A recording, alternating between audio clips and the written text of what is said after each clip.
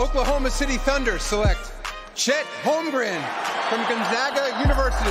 What a pass. Giddy underneath for JRE. The reverse and the rookie-to-rookie action. SGA defended closely by Westbrook. Tough. Step back. Gets up the shot. Banks it in for the lead. This is Udart. You're listening to the Uncontested. What is up, and welcome to the Uncontested podcast. We are brought to you by Blue Wire Podcasts and DailyThunder.com. Coming to you live Sunday night, July 24th. I'm your host for the evening, Jacob Niffen. Got JD Silva with me. Fellas. We got Kamyar Marabian. Dude, I'm just having a good time, living a good life, turning and burning. We got Nick Crane. Still dreaming of Jacob Niffen Euro steps. What's the line that Taylor used to have at the start of the podcast? Good grief. There's no way he had just one line. I thought it was something about a Euro step. Doesn't Drake say something about Euro step to London something? I don't know. I have no idea what you're talking about. I just turned 32 years old and I'm white. Maybe I shouldn't be quoting Drake lyrics on a podcast. Speaking of Taylor, he'll be joining us shortly. I think he's doing something with a baby. Mm-hmm. What he's doing with that baby, I'm not sure. Might be getting on the Pokemon onesie. Getting yelled at by Summer, maybe. It's possible. We will ask him whenever he gets on the show. Gentlemen, we are in the doldrums of the NBA season. There just ain't a lot going on. So we have to out here. What's a doldrum? I don't know. It's a fun word to say, though. It kind of reminds me of dum-dums, like the suckers. Did you guys ever have like a go-to dum-dums flavor? Yeah, the blue raspberry. Oh, okay. Blue raspberry is good. Cherry was good too. Wasn't it like a root beer flavor? That was the worst. Yeah. Oh, like, Nick, was a no. I beg to differ. They did have a popcorn flavored dum-dum. I don't know if you remember that. Mm. I just remember the jelly beans having the crazy flavors. You'd get the Harry Potter ones, and they had some of them were booger flavored, wax and shit. Yeah. Yep. You never knew what you're getting into. You had like the little guide on the back that would tell you what color was what, but all the colors looked the same, and you're like, am I eating popcorn or bird piss? I don't know. I can't really tell by this color. Birdie bots every flavored beans. Yeah. It's a nightmare. Give bird me some piss. All right. So, gentlemen, since we are kind of starved for basketball content right now, no KD trade, no Donovan Mitchell trade. I'm sure Kyrie is doing something that we could talk about, but I don't really want to. So I figured with Summer League over, let's revisit some things that we think about the Oklahoma City Thunder early in the summer right now. Obviously, there's a ton of stuff yet to come. Things can change. But I wanted to do some overs and unders tonight. So I have 6 prepared. I'm going to throw out an over-under statement. And then I want you guys to talk about it, choose a position over or under. You guys don't all have to agree, obviously. But these are designed to spur some discussion, spark up some debate about these different things. So let's dive into it. The very first one, your over number is 1.5. And this is for a number of Thunder players who make an all-rookie team. Now, for reference, before you start, there are 2 all-rookie teams, 10 total players. Position does not matter on those all-rookie teams. It's not like 2 guards, 2 forwards, a center, or any kind of like what the all-star voting is. It's just 5 guys. It's the technically the best 10 rookies. So your over-under for the like Thunder are, I agree. Totally agree. Especially when All-Star and All-NBA plays a role in contracts. I don't like that there's position delineations on there. But 1.5 is your number for Thunder. They should make it positionless. Agreed. 1.5 is your number for Thunder players who make the all-rookie team. So you got 4 guys that could. Yeah. I think Jay Will's out of the question. So there's 3 guys that really could. Usman probably not because he won't get enough minutes. Mm-hmm. Yeah. So it's really, does J-Dub make it or does J-Dub not make it? Because I think Chet's probably a lot. It would take Chet severely underperforming not to make this team. That's why I put the number at 1.5, It's tough. boys. It's really tough. You finally made these hard. Yeah, I'm just taking the under. I feel like that.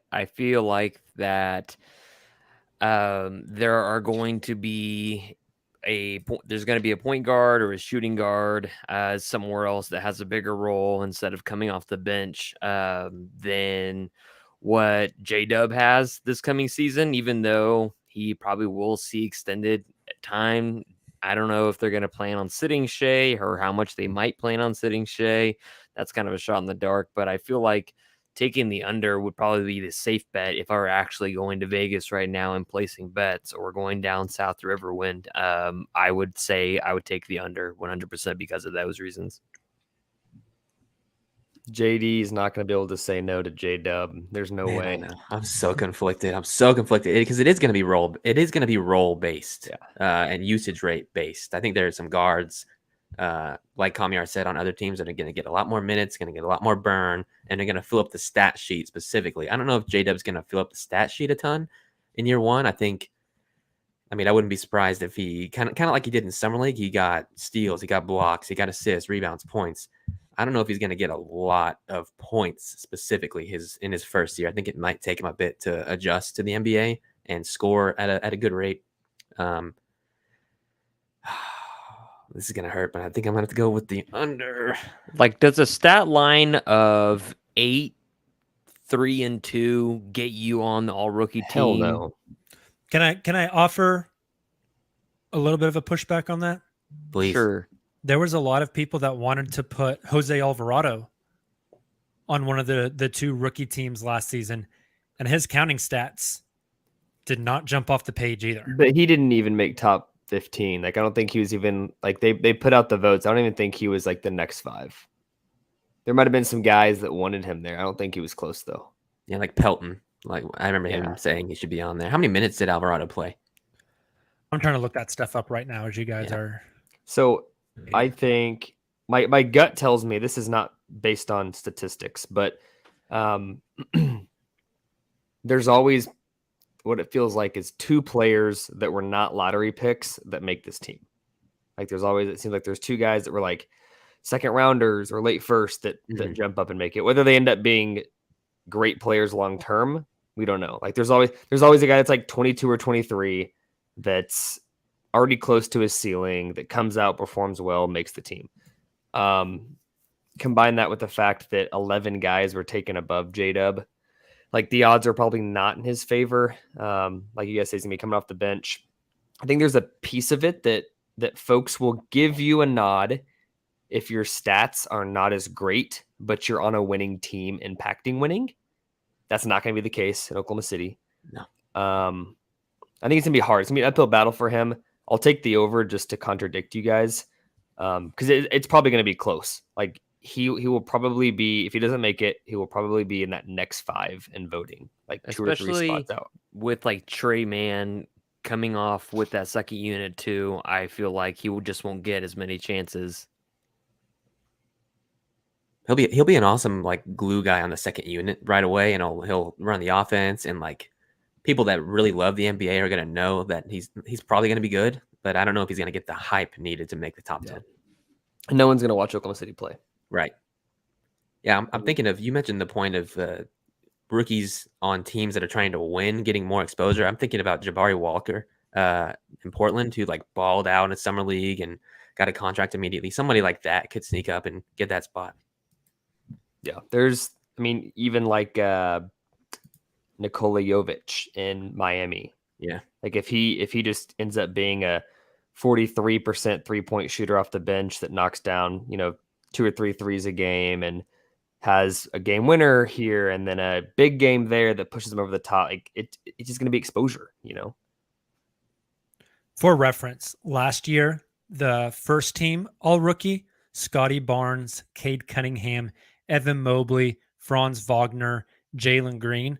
That's picks 1, 2, 3, 4, and 8. 8, 9, yeah. 8, 9. I forget where Franz went. Second team, Herb Jones, Josh Giddey, Bones Highland, Ayo Dosunmu, Chris Duarte. See, there are 2 players from the lottery there, and the other 3 are outside of the lottery. Yeah. So it sounds like consensus, even though Nick went against the grain there, consensus is we're going under. We're taking the 1. And everyone assumes the 1 will be Chet, correct? Yeah. I Yeah, think, If I play with my own money, I'd be going under. mhm. So I have this year's draft class pulled up right here on the stream. I want us to go through these players, and I want you guys to tell me, who do you feel like after summer league, hype coming into the NBA, et cetera, which guys do you think are almost like locks for an all NBA, or sorry, not an all NBA, but an all rookie team? And which guys do you think don't make the list? Okay. We'll just start at the top. Paulo Banchero. I think Feels it's like a lock. 1 through 5 is a lock. I think we can probably say that. Does everybody agree with that? Paulo, Chet, Jabari Smith, Keegan Murray, Jaden Ivey. Yeah. Jabari is the feels only one right. I like sort of hesitated on, but I think at the end of the day, his defense is going to be awesome, and that'll get him there. Nobody else has any pushbacks on those 5? Nope. Barring injury, you know. Yeah. Okay, let's look at the next 5. Ben Matherin, Shaden Sharp, Dyson Daniels, Jeremy Sohan, Johnny Davis. I think 2 of those 5 make it, leaving Do you 3 wanna- spots. Do you want to tell us the 2? Matherin think seems Matherin, and then I think 1 of Dyson and Shaden. Jeremy, like we've talked about this before the draft, when there was a chance he's coming to Oklahoma City. Like he's gonna do a lot of things that impact winning that don't show up on the stat sheet. Kind of Herb Jones-ish, yeah. but I don't know if he'll have the exposure on maybe the worst team in the NBA. That also is kind of wing heavy. Mm-hmm. That'll be tough for him. Johnny Davis, it's just summer league, but good God, it couldn't have been any worse. Could not have been any worse. He did not look good. Yeah, Dyson being on a Pelicans team that's like really trying to win could have like a really valuable role. I get that, but I'm just not going to go there until I see the kid play more than 5 minutes of basketball. True. I'm not putting him on anything. Mm-hmm. That's just it might not be fair, but that's where I'm at with that. Sorry, not Dyson Daniels. Dyson Daniels played I was meaning Shaden Sharp on that. Oh yeah. Dyson Daniels only played 3 minutes as well, but Yep. we have a much bigger body of work for him. A Pelicans team that should compete. He'll be fun on, but Shaden, I can't get there with him. So we feel good about 6 players at this point, including the top 5 and then Matherin. Yeah, I think so. Okay, so we got 4 spots left. Let's move on to the next 5. Usman Jang, Jalen Williams, Jalen Duran, Ochai Agbaji, Mark Williams. Hmm. Starting to get in the weeds a little bit here. We are, yeah. Usman, I don't feel good about because I don't know if he's going to play that many games in the actual NBA. It's going to be more of a G League heavy season. And there's J-Dub, obviously. I think Jalen Duran has a chance, but there's so many big men early that it would be difficult for him to actually make it. Yeah. Mark Williams, I don't think has a real chance. No. AJ Griffin could be fun. What about Ochai? He has a chance. He could be another one of those helps winning. Stats don't have to be 15 a game for him to get a nod. Jake, how far are you out again? Just to number 15 right now. Okay. I can't really see any of those guys making it. But like at the same time, it's not like I've looked at all of their film and was like really zoned in on each of these prospects during summer league if they participated. Mm-hmm. I don't know. Ochai shot the ball really well whenever we watched him at summer league, but again, that's like 2 summer league games. Yeah. I don't know how many just 3-and-D guys get into the all rookie team. Like, yeah, that's a valuable player, but I don't know. How much does Colin Sexton have an impact on Ochai having a chance? It's a good point. Yeah. Who the hell knows what's going to happen with Colin Sexton? Yeah. If he's there, it's going to be more tough. If he's gone or someone signs him to an offer sheet and Cleveland didn't match, whatever ends up happening, because it sounds like Cleveland's lowballing right now. So let me ask you guys this on 11 through 15 here: Usman, J-Dub, Jalen Duran, Ochai, Mark Williams. If you had to rank those in order from 1 to 5, from most likely to make an all rookie team to least likely, what order would you put them in? I'd go Duran, J-Dub, Ochai, Mark Williams, Usman Jang. I I think I'm with you. I may put J-Dub above Duran, but those Okay, are really close. Look, I There's already a took little the under. bias there. There is. There definitely is.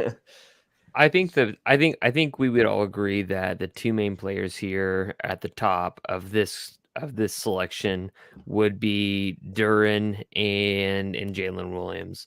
It's kind of hard to really differentiate as far as like skill sets and like just positional nature of the all rookie teams. It's not like I can't see a world in which J-Dub does not make an all rookie team. I just don't think it's likely, specifically because of other guys that are going to get a lot more options because OKC is still, I think they'll put the pedal on the gas a little bit more this season, but they're still in the place of evaluating talent. And there's a lot of young guys that have a lot of playing time to go around. And I don't think he'll get substantial minutes, even on ball. I think he would be more. I think he'd have a more likely chance if he actually play point guard. But I think Trey Mann is going to be a guy that plays point guard when they come in together. Mm-hmm. I think that's fair. But I would still put J-Dub up above Duran, or like just like minimally for the All-Star rookie team, considering their positions they're playing. For sure. Okay, for 15 through 30, let's do the rest of the first round, and let's just pick like 2 or 3 guys out of this pool. Well, we actually did 15, so let's start at 16. Yeah. AJ Griffin, Tari Eason, Dalen Terry, Jake LaRavia, Malachi Branham, Christian Braun, Walker Kessler, big body David Roddy, Marjon Beauchamp, Blake Wesley, Wendell Moore Jr., Nikola Jovic, Pat Baldwin Jr., Ty Washington, and Peyton Watson. Tari's the one that jumps out at me right away. I would go, like, if there was 5 guys that I think have a real shot there, AJ, Tari, Ty Washington, Blake Wesley, David Roddy. And I'm trying to really like look at what teams everybody is on, because if I'm like looking at the Grizz, I'm like, geez, I mean, Ty, like how much work is he realistically going to get down the stretch, especially as they're like kind of battling for the playoffs? Are they expecting him to contribute kind of things? And so I'm looking at teams that maybe you would give an option to shine, like you said, Silva at Tari Eason, right? Yep. Mm-hmm. Maybe even like Tari could start next to Jabari for Houston. Yeah, and I like what Malachi Branham could do with the Spurs, but I don't know. This part of the list is very tough. I feel like Nick and Silva just want the Rockets to get 2 in. There's some Rockets bias here between these two guys. No. They're gonna get a lot of playing time to a lot of young guys, but not as many young guys as OKC has. Of over 1.5 that Oklahoma City does. That's fascinating. I think that's really interesting. Okay, let's move on to our next over-under, which the number is 4.5. Okay. And the statement is Thunder players who are currently under 25 years old that will still be on this team in 3 years. For reference, there are currently 14 of those players on the roster right now who are under 25. And over the next 3 years, the OKC Thunder own 7 future first-round picks. And if you guys want a full list of those 14 who are under 25, I have that for you right here. And I'm going to read it off for our listeners. Anyways, that would be Darius Baisley, Ousmane Dieng, Lou Dort, Josh Giddey, Shea, Chet, Veet, Teo Maladone, Trey Mann, Poku, JRE, Aaron Wiggins, the 2 Jalen Williams. It's like almost the whole roster. It's insane. It's most of the they're roster. all babies. Yeah. So the number is 4.5 of those guys are on this team in 3 years' time. There's only 3 guys above the age of 25 right now, That's nuts. and only 2 of them in their 30s, and they're both Derek Favors and Mike Muscala. I'm taking the over. I would say that, 4.5 guys on the under 25 in 3 years. I feel like, they're gonna. I'm taking the over. How many players will be there that are going to be that still within this roster? I think you obviously are going to be keeping Chet for a while. He's got a controllable contract. Same with Josh Giddey. I gotta think that. I mean, Shea is an interesting one that you could talk about later down the road, but he seems to be in the long-term plans for now, obviously. Lou seems a little bit more interesting just because his contract is going to be like, for some reason, people got upset about his contract, which I thought was stupid considering like what the CBA is now and what players are going to get paid, what they're going to get paid 3 years from now, which is wild. That's going to be a bargain deal. So that makes it quite interesting. But I think you also have Trey Mann, who I think might be sometimes disposable or indisposable if they really like J-Dub. But I take the over on that. I say over 4.5 players on this roster that are under 25, 25 years or under, will be on this team in 3 years. I think this question gets really interesting if you think the Thunder are going to push some of their chips in for a veteran like all-star player in the next 3 years. That would be my main thing. And even then, I think the number would still be around 4. So it's not too low for the under. It's tough. I probably have to go with the over. I think just like on average, Presti's not the kind of guy to make a trade like that so quickly.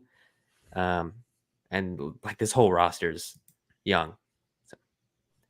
I'm gonna go under. Ooh. Because like player mobility continues to increase every single year. Silva had the same thought as you, is like if a Donovan Mitchell type player was available 3 years from now, 2.5 years from now, Oklahoma City could pony up, Trey Mann and Ousmane Dieng and Jade. Like those are the guys that'd be the centerpieces of a deal.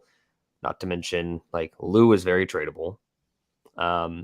If Chet ends up being a guy that's just dominant and him and Josh are amazing and you can trade Shea for a better player or someone that fits better, like, you have to do it. Like, as much as we love watching Shea and he's like the centerpiece of Oklahoma City right now, things change quick.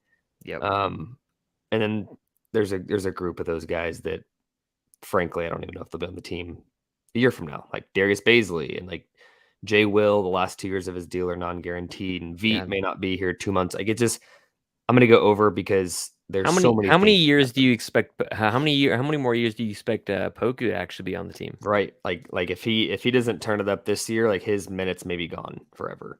I think Poku will be on the team for the length of his rookie scale deal, which is going into year 3. Then he'd have year 4. But if he doesn't turn a corner like this year, I really start to question that, because when I say if he doesn't turn a corner this year, that's where Darius Baisley is right now. And you don't want to go into contract year, restricted free agency where you can really get screwed. I had a really hard time placing the number for this over-under. Like you guys mentioned, just this whole team is young guys. I did find it fascinating. 14 are under 25. And over the next 3 years, you're adding 7 first-round picks. So that puts you at 21 guys. It's going to be interesting to see which guys stay, which guys rotate out. 3 years is also an interesting number because guys like Chet will still be on their rookie scale deals. You assume Chet, Jang, and J-Dub, the 3 lottery picks, will still be here. Jang will be, in 3 years, he'll be what, 22? I mean, just really getting into his young adult life. You would imagine those types of guys will still be on the team, but I think it's really fascinating. So let's say it is the over, but it is only 5. Only 5 of the 14 on the list are here in 3 years. Who are those 5? Wowie. One of them is J- one of them is J-Dub. Josh. J-Dub and Josh, I would be pretty confident in. I say Chet too. Oh, Chet, Yeah. for sure. J-Dub, Josh, Chet.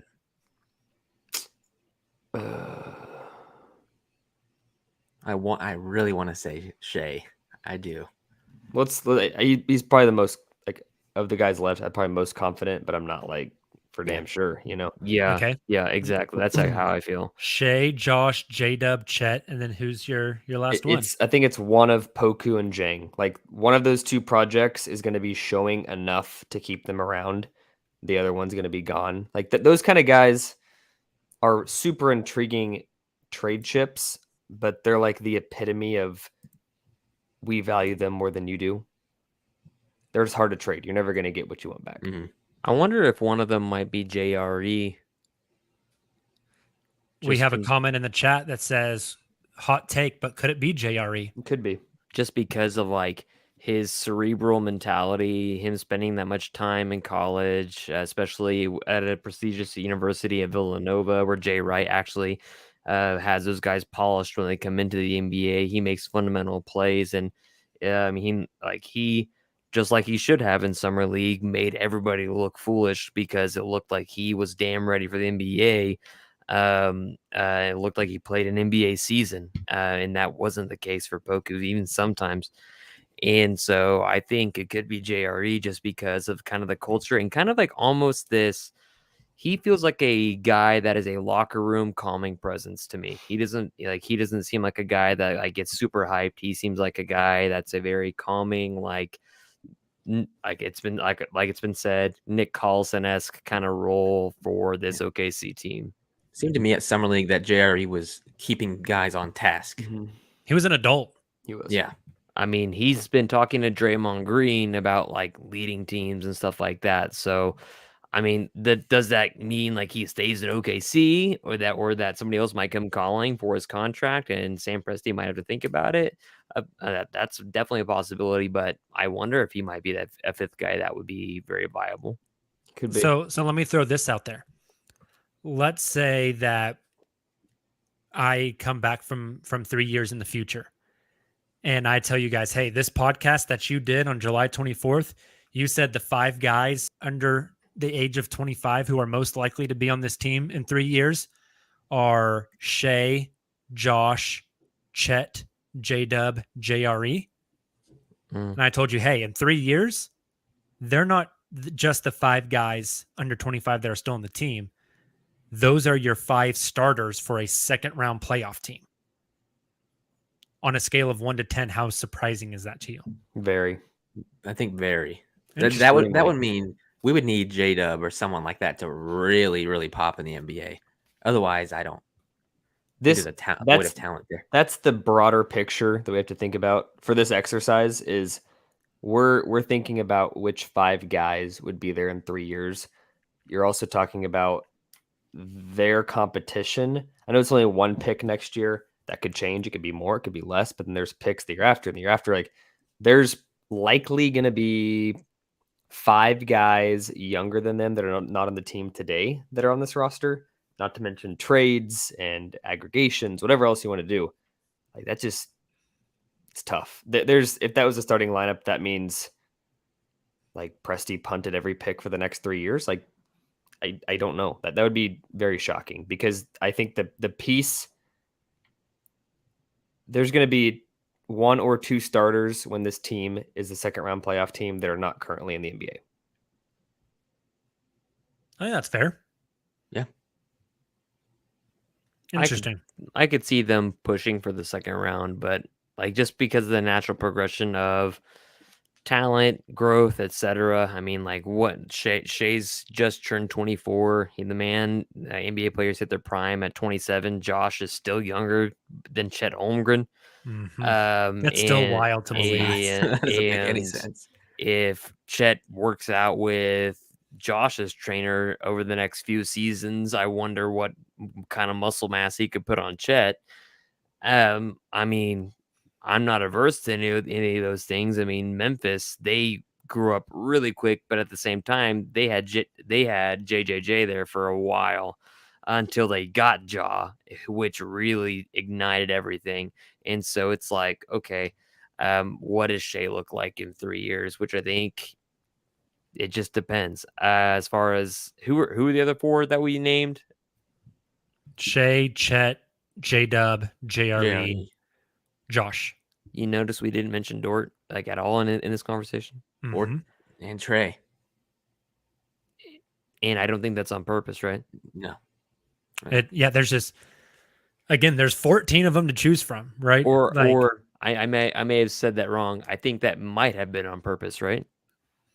Yeah. Yeah. Trey is such a like lightning in a bottle type of player. Like if he doesn't work out offensively, doesn't offer you quite as much as a guy like J-Dub would in theory because of physical limitations.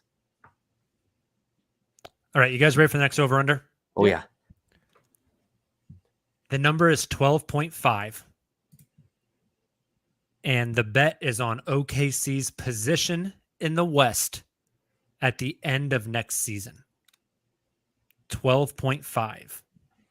And I have the standings from last year pulled up. So Thunder were the 14th in the West. Above them in 13, Trailblazers with 27 wins. And then at the 12th spot, the Kings with 30 wins. So you're looking between 27 and 30 wins. In theory, it could change. That's difficult to say because, I mean, I just have no idea what Presti's plan is this year. Like, if Presti just says, all right, we are going to, if Presti signals down to Coach Mark Dignault and signals down, says, hey, play rotations that you would play and get these guys growth into the system, but play them as you would a normal rotation, then I would definitely take I guess, what would you say, the over on this? I think The 12 seed, 11 seed, yada yada, right? Yeah, it's confusing. The over would be you think they're going to land at like 13th, 14th, 15th. The under would be the smaller number, which means they're better. Okay, yeah. So then I would take the under, but I think again they're still doing a lot of talent evaluation. I still think they're going through a lot of phases in which they're trying to figure out what their roster is going to be about. But and I think that's one of the reasons why you saw Kenrich Williams sign that contract. I don't think Kenrich Williams necessarily has dreams of winning a title in OKC as much as he is going to be a locker room kind of presence for those guys and contribute to them becoming winners, I suppose. But if I were to be honest, I would think OKC, they're going to press the pedal down a little bit more this year, but still not substantially enough to really change my mind. So I would still say under, but just very briefly. I mean, like I could easily see the 12th seed. Yeah, I think I'm going to go with the under also. I think they're going to be the 11th or the 12th seed. I think they're going to get between 29 and 32-ish wins, which would put them in between the 12th and 11th last season. Lakers had 33 wins at the 11th spot. Kings had 30. And I think there are going to be 3 teams that will be worse than OKC. I think it's going to end up being Utah once everything's all said and done. The Spurs and the Rockets, I think, will all be worse than OKC. And I think that would put them right at 12, worst case. I have the Thunder 13th in the West, 6th best lottery odds. So I would have to go, I guess that's an over. Correct. Yep, that'll be an over. Do you have them just beating the 2 Texas teams? Houston and San Antonio? Yes. That's the thing is like it's Houston, San Antonio, and then are they better than some other team? Did some other team have like look at what Salt Lake City is doing right now? Can they be better than Salt Lake City with Donovan Mitchell out of Salt Lake City? I think they'll get he's the kind of guy that nets you a young rising player, not just a crap ton of picks. So I don't think OKC would not better than what they would still get in return for Donovan Mitchell. I think like a lot of the packages that have been floated out by like Zach Lowe and people like that have been like Quickly and Grimes and a ton of picks because they don't want RJ Barrett's impending contract extension. And that's why I say they could be. That's why I said they could be 12. So Meek Leak, thank you. I'm answering your question. That's why I said they could be 12 because that Utah situation seems a little bit weird. Utah and India are the two that could Yeah. push the envelope. Really, yeah. Yeah. So let's go through the 15. Well, I guess 14 Western Conference teams. We're not going to compare the Thunder to the Thunder. And I want you guys to tell me, yes, the Thunder are going to be better than that team. No, they're not going to be better than that team. Or it's going to be close. All right. This is going to be a really easy exercise. Phoenix Suns. Nope. Nope. No. Memphis Grizzlies. Nope. No. Nope. Golden State Warriors. No. Dallas Mavericks. No. Utah Jazz. Yep. I think it depends on how much faith you have that Donovan Mitchell is gone. Quinn Snyder's gone. Rudy Gobert is gone. Royce O'Neal is gone. Add all the Brian Windhorst memes onto that. It feels too much like a Mitchell trade. It feels like a fire sale. And so I would say in that aspect, no. Currently as it stands, I would say, yeah. Denver Nuggets. Nope. Nah. Timberwolves. Nope. No. Pelicans. Nope. No. Clippers. No way. Mm-mm. Spurs. Yep. So, yeah. So this one I'm like a little bit more torn on. I think mainly because of like front office philosophy. Like Popovich talked all last season how he understands how people tank, but that's not what he wants to do. So I could see him getting like 2 more wins in the Thunder, than that would mess up. I don't care how good Pop is. Is Pop going to be He- there? He ain't got the players. I think he Yeah. said he is going to be there. He ain't got He the is. players. Oh, that's right. He did say he was going to be there. He said he was but excited to coach these young kids. But I still don't. I see their roster, and It's I tough. still can't see them being better than what OKC has to offer. I agree.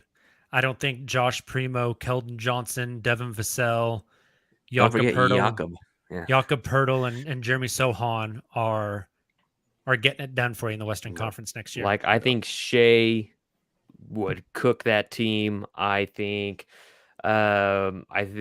Josh would have a lot of shooters wide open. Him and Shea driving the lane against that team, especially with they're young and they're still learning. I mean, they have Chris Duarte, and he's really fun. And they got a couple other guys that are really fun, but I don't see them being better than OKC. Lakers. Should they be better. Implode? That's a dangerous No. question. They're supposed to be better, but didn't OKC take the series last season? They did. Sacramento Kings. No. Nah. They did too much. Yeah. Keegan is going to be like. You don't think legitimately Kings are going to helpful. Kings, Nick? I Kings think are the gonna Kings have but a better they're not front gonna- office. They're not going to thunder.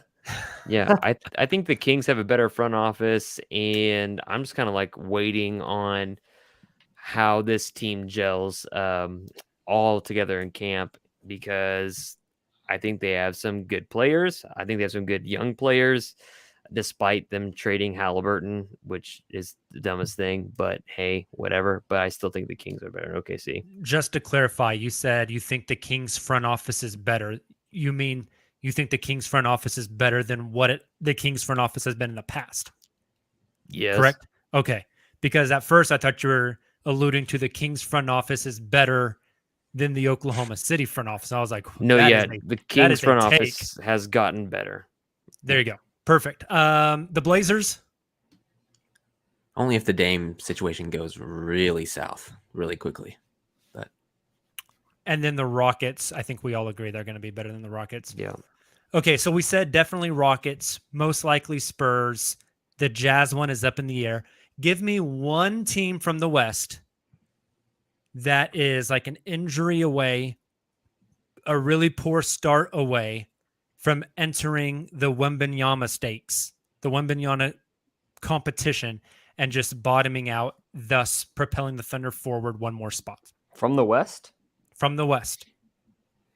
One team who 20 games in are 3-17 and their best player blows out their knee and they just say, you know what, F it, we're going all in for Victor or one of the, are they the Thompson twins? Mm-hmm. Yep. And Scoot. someone, or Scoot, and someone just says, you know what, we're pulling the plug early. Who is that one team in the West? Dallas. Dallas if Luka goes down. No, I Does Dallas even have their own pick? I don't know. think it might be Oh. going to New York this year. Yeah. Mm. Maybe. Because that the entire team is centered around Luka. Yeah. They 100%. still got guys. Portland is the other one. If Dame goes down, or if they start really poorly and things are not gelling, I could see either him asking for a trade or him, I mean, the Kings are Fox or Sabonis away from. I mean, a team with just Fox or just Sabonis is. I not still gonna think be the great. Kings would try to push for the playoffs, though. they got the mandate. I mean, if There's- Sabonis tore his ACL opening night, Yeah. I don't know what they think they do. There's no world where the Suns are the answer to this, is there? No, No. Booker no, goes down. Not with Ayton in that contract again. Booker goes down. Chris Paul, Father Time finally catches up. The Ayton mess, although they have him signed to a contract, they just can't clean up the stuff in-house in Phoenix, and it all just kind of crumbles. no. I think if it does crumble like that, it's not going to be crumbling to the bottom of the West. It'd be crumbling to like the 7th seed, I think. It'd be Clippers again. Yeah. Okay. I think that's fair. Mm. All right. I think that's all we got for that one.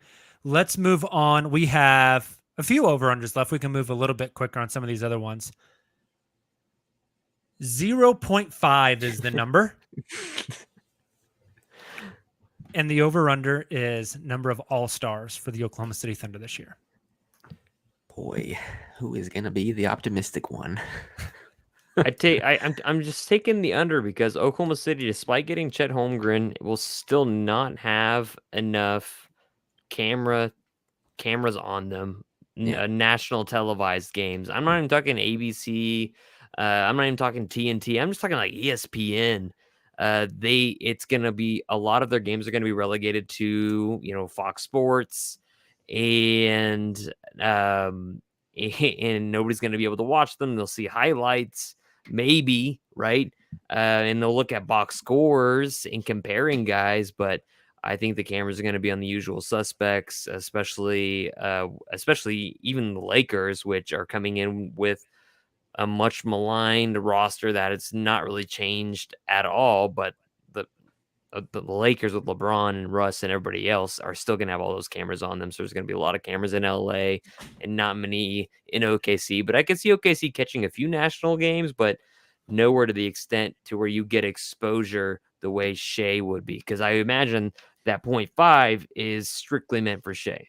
And I would take the under. Yeah. Something that's interesting is previous All-Stars, DeJounte Murray was shipped to the East. And then Donovan Mitchell could be shipped to the East. That would open up some spots unless they get an All-Star in return for Donovan Mitchell. So Kawhi's back, though.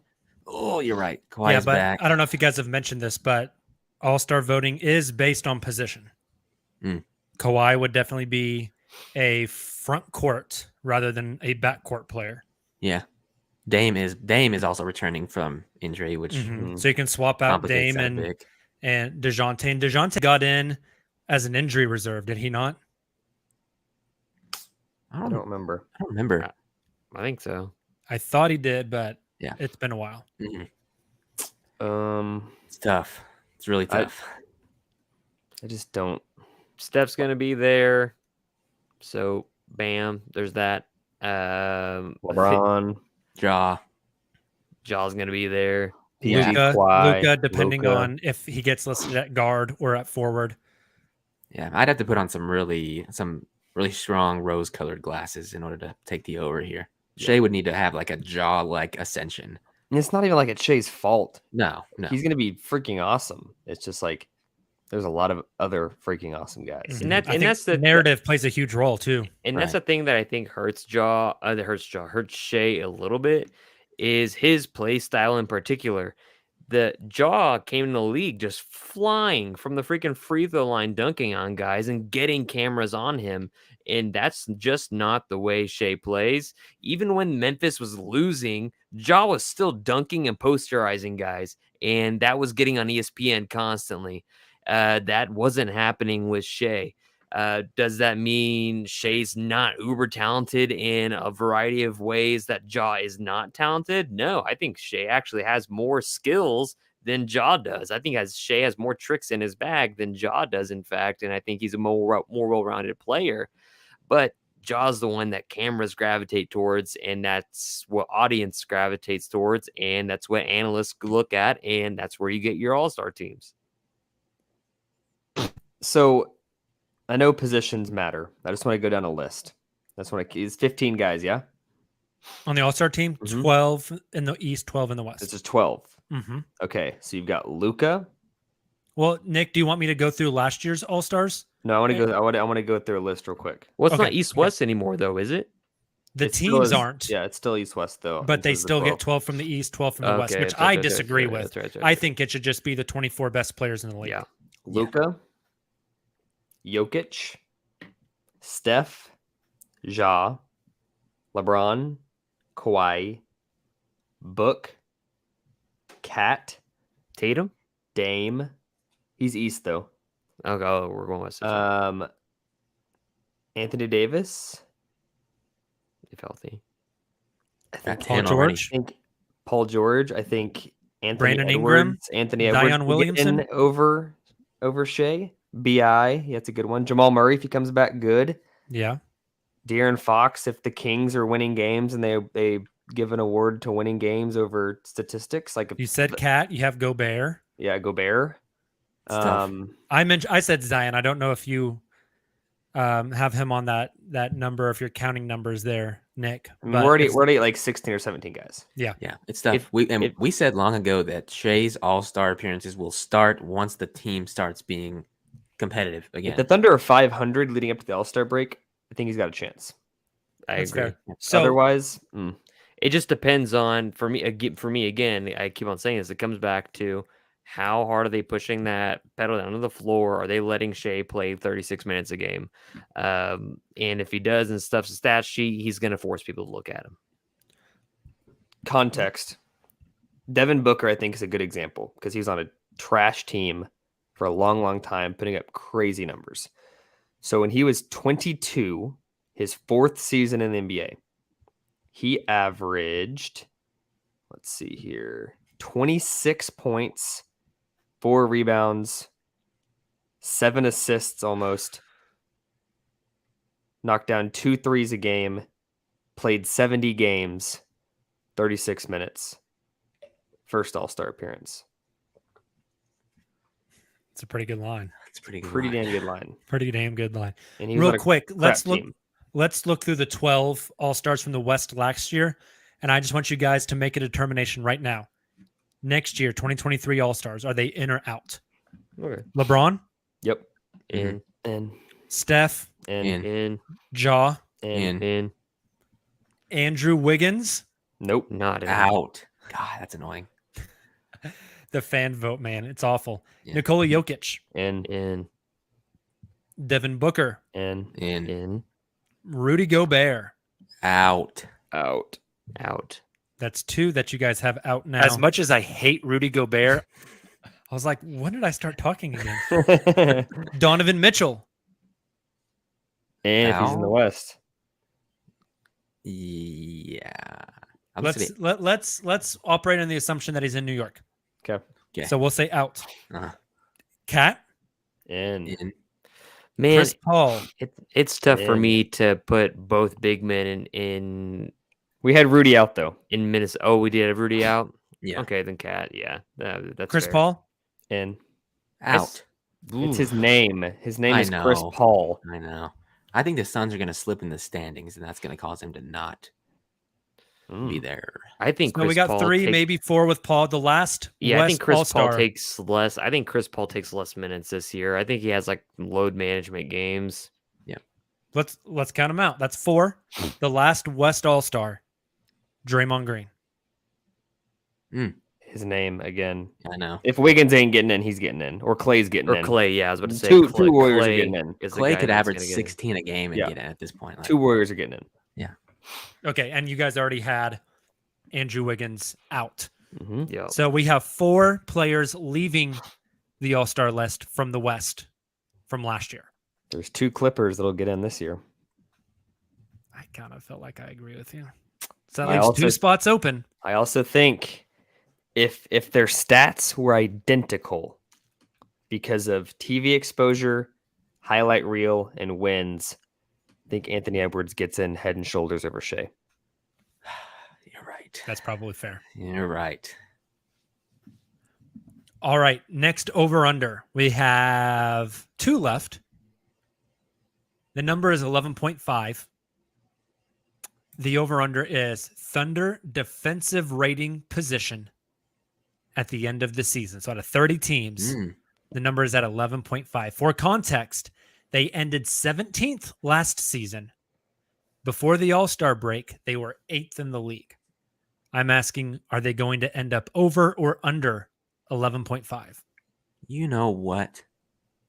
Under. I think they're gonna finish as the 10th best defense in the NBA Ooh. because of the rim protection of Chet, because of the long ass arms of J-Dub.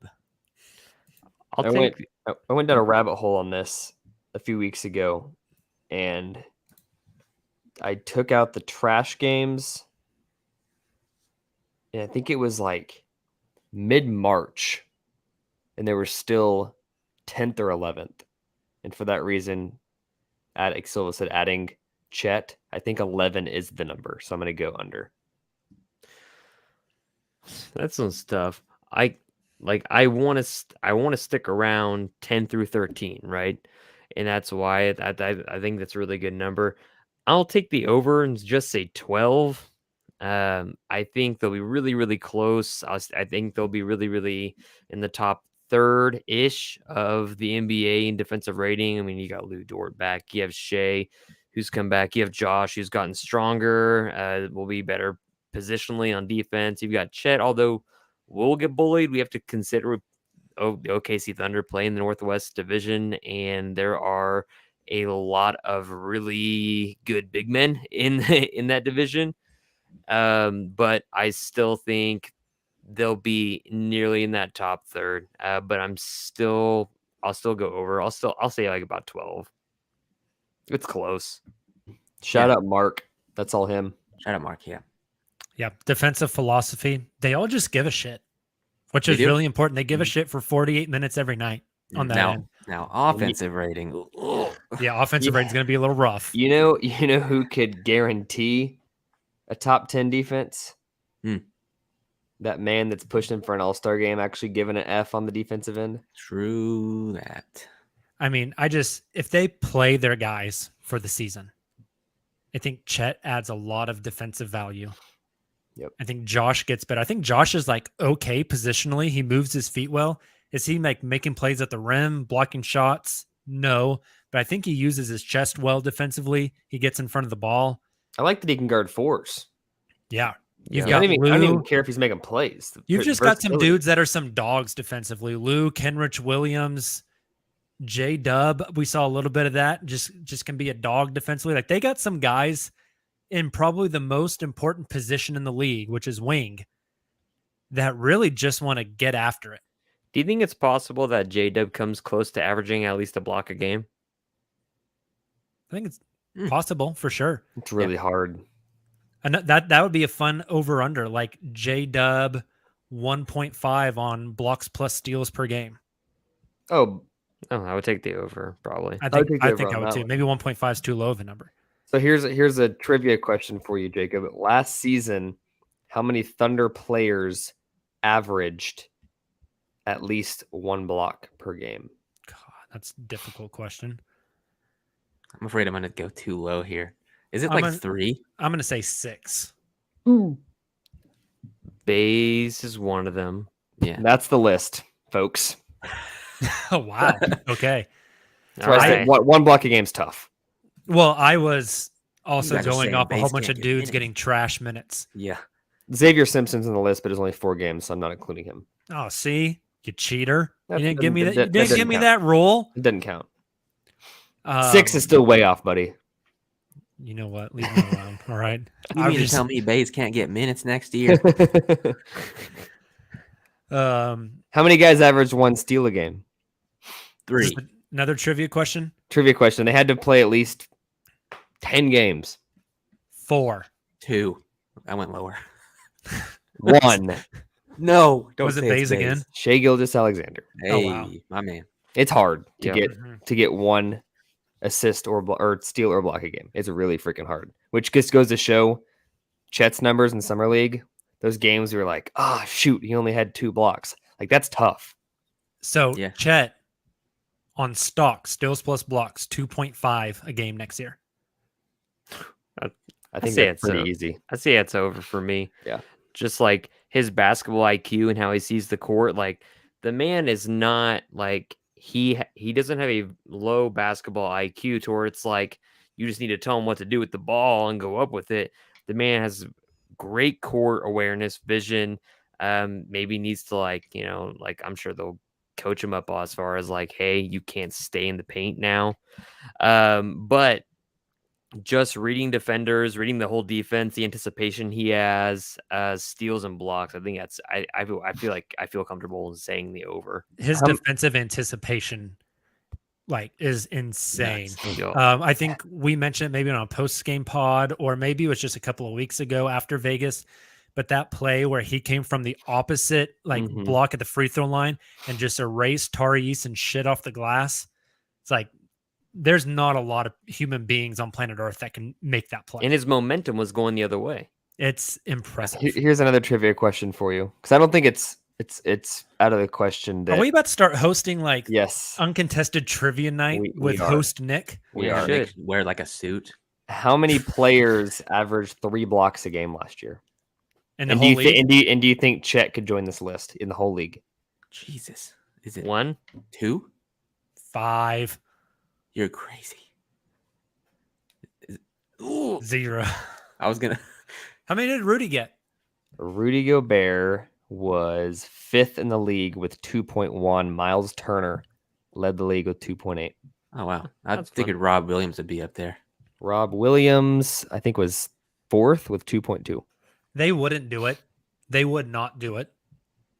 But I've just kind of flirted with the idea of what would it look like if the Thunder were the team to make the Miles Turner trade, and your front court was Chet and Miles. Good grief. Long as hell. Just put a lid on the basket and shoot all the threes. Miles can shoot it, yeah. Yeah. It'd be a lot of fun. But Get then up too, they both wouldn't of do them. it. when you draft Victor the next year, what are you going to do with Miles? Play Victor at the 3. Doesn't matter. Kill him. I don't care. Jeez. Whoa. Whoa. Go to his house and break all of his Legos. Jeez. You guys seen his Lego collection? Yes. It's impressive. I'm It's sure impressive. he's probably had to have stepped on a Lego in the middle of the night, which is the worst feeling on earth. Probably. Stepping on a Lego. I bet Nick and Justin, or sorry, not Nick, Taylor and Justin. Nick doesn't have children that we know Don't jump of. the gun there. Don't jump the gun there. Yeah. It's too early for that. He Taylor, accused me at one point of having children I didn't know about on a pod. I didn't that's accuse kinda- you. I just said the odds Jeez. Jeez. over under unknown Nick Crane children. There you go. I'm not going to put a Jeez. number on that. My goodness. Jeez. As Justin would say, just watch out for that pumpkin pie. Oh god. Holy cannoli. God. Last over under, new line out from betonline.ag for regular season wins, over unders. They have the Thunder, rightfully, may I add, ahead of the Houston Rockets at 26.5. They have Houston at 25.5. So over under, Oklahoma City Thunder wins 26.5. It's kind of nuts that Justin said that about pumpkin pie. The pumpkin pie thing on pop. Anyway, I kind of already We blew need this a. earlier. we- It's, First pod There's- post baby. There's no audio for this meme, but if we could have a bonk audio for Justin with the Jeez. pumpkin pie, that would be. I'll that'd go be pull good. some Flintstones tape. If Yeah, but somebody- If somebody's a first time listener, If somebody's a first time listener, explain the pumpkin pie. Oh God. Justin insinuated that his wife got pregnant after eating pumpkin pie. I don't know. I don't think that's what he I insinuated. don't think that's what he insinuated. No, now Jacob's starting more rumors. We gotta get out of here. SMH my head. I'm taking Jeez. I'm taking the over. Anyway, yabba-dabba-doo, I'm taking the over. Yeah. Hey, Meek Leak is asking in the chat, betonline.ag did not have numbers for the Utah Jazz and I think the Los Angeles Lakers. Give us your over-under number for Utah if Mitchell stays and if Mitchell leaves. If Mitchell leaves, it's hard because we don't know what the package is. Give us a number. What if it's Quickly and Grimes? It's and hard Olympics? is not an answer. If he stays, 33.5. Okay. Do you guys like that number? I kind of like that number. Yeah. If he leaves and it's like Quickly, Grimes, and the picks, 25.5. I was gonna So say you think 20. Mitchell's worth like 8 wins? Well, I mean, if he leaves, they're gonna ship off like Patrick Conley and Beverly's Clarkson gone. and Yeah, Beasley. Clarkson's gone. Malik Beasley's gone. Like they're gonna run the skeleton crew. Shit, after the way we played pickup on Saturday, they might sign all of us. Let's Yeah, go. that's true. Sorry, guys, we Maybe I can't should pod write an anymore. email to Sam Presti. I could help the Victor Wembanyama stakes. I could get you percentage points on those lottery balls, Sam. He would say, "We already have Lindy Waters at home." I feel personally attacked. We already saw the guy at Summer League playing for Orlando with the last name Kuzi. We were like, that looks just like That is Jacob. Did you guys know Jacob played Summer League for the Now Orlando Magic? I don't even feel like I'm getting attacked. I am just getting attacked now. I'm gonna tweet out a picture from the account right now. Oh my! Yeah, I hate please you. do it. I need to see 26 this and a guy. half wins for Oklahoma City. You guys going over or under? over. They're getting 29-32. Silva is very butt into to that range. I stay. I'm over. I stay going I'm over. just- Yeah, I I'm see. just I see tired. about 28, 31, somewhere around there. Interesting.